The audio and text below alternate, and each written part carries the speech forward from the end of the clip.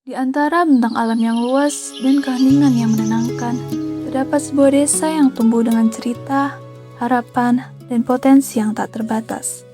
Desa ini bukan sekedar tempat tinggal, melainkan ruang kehidupan yang terus berkembang dari waktu ke waktu. Setiap sudutnya menyimpan kisah tentang perjuangan, kebersamaan, dan mimpi akan masa depan yang lebih baik. Dari alam yang memberi kehidupan hingga masyarakat yang menjaganya, semuanya menyatu dalam harmoni yang utuh. Di pusat desa, berdiri kantor desa sebagai simbol pelayanan dan pengabdian kepada masyarakat. Dari tempat inilah berbagai kebijakan dirancang, aspirasi didengar, dan arah pembangunan ditentukan. Pemerintahan desa menjadi penggerak utama dalam memastikan setiap potensi dapat berkembang secara optimal. Dengan semangat transparansi dan kebersamaan, desa terus melangkah menuju perubahan yang lebih baik. Ya, Assalamualaikum warahmatullahi wabarakatuh. Saya Kepala Desa Tembak Apoh Miswanto. Pada hari ini ingin menjelaskan bahwa desa kami terletak di pinggir Kabupaten Blitar yang belah selatan, bibir pantai yang ada di Desa Tembak Apoh. Jadi di sini desa saya ada Tembak Apoh, Kecamatan Bangkung, Kabupaten Blitar, yang terletak di paling selatan.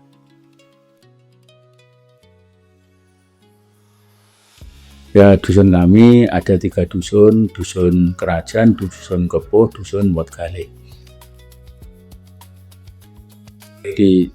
Di sini RT-nya satu desa hanya 20 RT, RW 5 RW.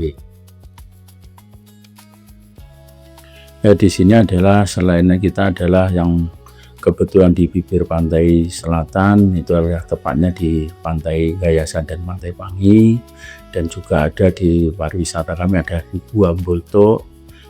Selain potensi kita adalah di sini adalah untuk juga pertanian dalam menghasilkan buah-buahan juga. Ada yang petani lombok, ada petani melon, juga ada petani tebu. Potensi kita ada di situ, dan juga di desa kami adalah kebanyakan juga yang berternak di ayam peternak ayam pelot. Ya, saya sebagai Kepala Desa Tembak Apoh sangat beribu terima kasih atas kepercayaan masyarakat supaya desa nanti lebih maju dan lebih baik daripada yang dulu-dulu.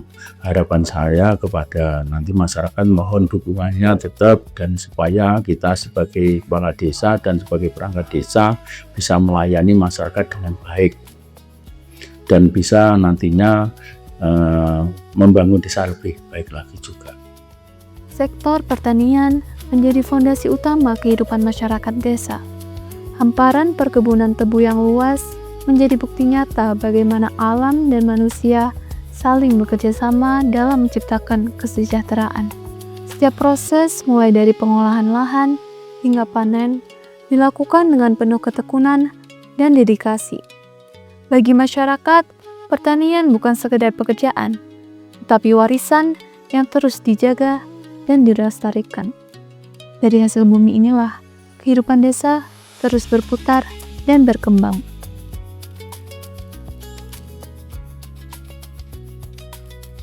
Berdirinya KTH itu sejak tahun 2022, untuk tepatnya tanggalnya nanti itu di SK-nya itu ada, nanti SK-nya itu mungkin dibawa ditaruh di sekretariat di rumah.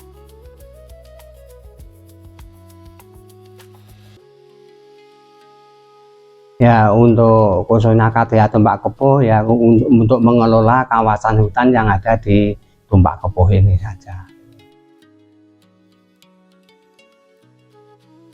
Untuk transformasinya dulunya kan dari yang mengelola kan dari perhutani, jadi sekarang benar transformasi kepada KTH. Jadi untuk sementara ini yaitu pokoknya kita untuk memberikan kesadaran kepada masyarakat bahwa itu dulunya dari hutan ya harusnya kembali ke hutan untuk keseimbangan alam yang ada di wilayah Tembak Kepuh ini. Jadi untuk mengelola bagaimana kawasan hutan itu bisa kembali lagi menjadi hutan lagi, makanya pemerintah kan begitu ya, jangan sampai gundul menimbulkan bencana gitu.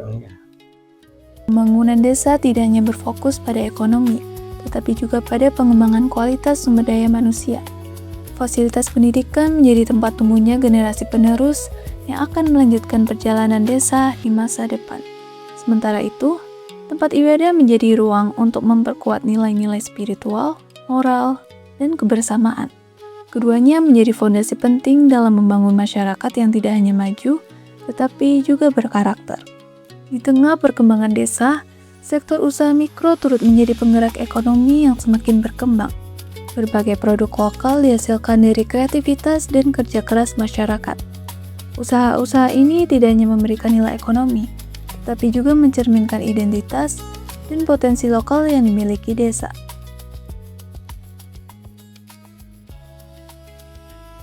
Awalnya tuh daripada nganggur ya, soalnya kan di rumah cuma ngurus orang tua.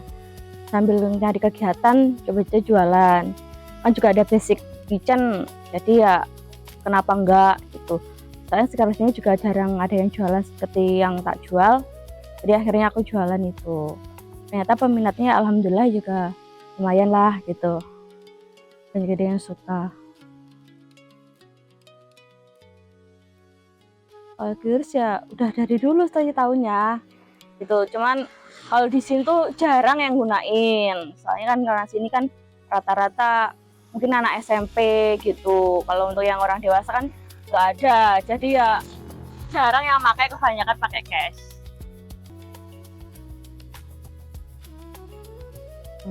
Nggak ngitung juga ya, tapi ya kadang-kadang dalam satu hari itu juga omsetnya bisa ada 400, 500 itu ada, tapi juga ada yang sepinya juga ada gitu. Nggak nentu ya? Nggak nentu, kadang hari ini rame, kadang enggak gitu. Sempet yang rame banget. Iya ada yang Oh, sempet ada. rame. Kira-kira pas kapan? Harinya juga nggak nentu. Oh nanti. Iya, Tiba-tiba kadang rame aja. kadang Sabtu Minggu rame, kadang Sabtunya enggak, Minggunya rame gitu. Kadang hari Senin, Selasa rame, kadang enggak gitu. Nggak nentu jadinya. Keindahan alam desa menjadi potensi besar yang terus dikembangkan, khususnya di sektor pariwisata. Pantai Pangi dan Pantai Gayasan menghadirkan panorama alam yang memukau dengan suasana yang masih alami dan asri. Keindahan ini tidak hanya menjadi daya tarik wisata, tetapi juga membuka peluang ekonomi baru bagi masyarakat sekitar. Dengan pengelolaan yang tepat, wisata desa diharapkan mampu menjadi salah satu pilar utama pembangunan. Selain pantai, desa ini juga memiliki keunikan alam lain yang tak kalah menarik. Gua Embutuk menyimpan pesona tersembunyi yang menawarkan pengalaman eksplorasi alam yang berbeda. Keaslian dan keindahan alam yang dimiliki menjadikan tempat ini sebagai salah satu potensi wisata yang terus dikembangkan. Gua Embutuk itu wisata sejarah atau wisata minat khusus. Jadi Gua Embutuk itu ditemukan oleh masyarakat sekitar sini atau masyarakat Tumpak Kepuh tahun 1984. Ya, jadi tahun 85 diresmikan oleh Pemda, pemerintah daerah. Kenapa kok dinamakan Gua Embutuk atau Gua Sejarah? Jadi Gua Embutuk itu tempat persembunyian zaman PKI, di 30 PKI. Jadi dulu itu gua itu tidak kelihatan, hanya satu kayak sumber besar embul itu namanya. Itu setiap orang masuk situ tidak kelihatan, tapi di dalamnya kan lebar Gua Embutuk itu. Nah, waktu ada operasi zaman PKI itu oleh tentara, oleh TNI sama masyarakat sini, jadi dibukalah guanya itu. Dibuka lebar seperti sekarang ini. Setelah ditelusuri masuk di salah satu tempat di gua, kurang lebih sekitar 700 meter dari pintu gua, itu ditemukan tempat peristirahatan orang-orang pelarian zaman PKI. Tempatnya di atas lah, di tebing gitu. Banyak ditemukan bukti-bukti seperti alat masak, pakaian dan lain-lainnya.